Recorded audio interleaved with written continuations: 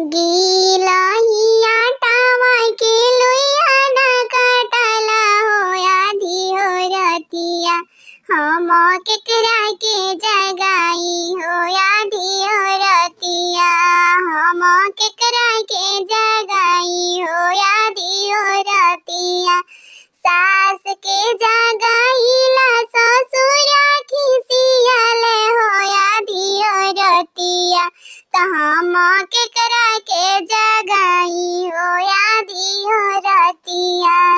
गिलहिया tower के लुइया न कटला होया धियो रतिया हम केकरा के जगाई होया धियो रतिया गोतिन के जगाईला भसुरा खिसियाले होया धियो रतिया हम केकरा के जगाई होया धियो रतिया ननद के जगाईला ननदोइया खिसियाले होया धियो रतिया हम केकरा के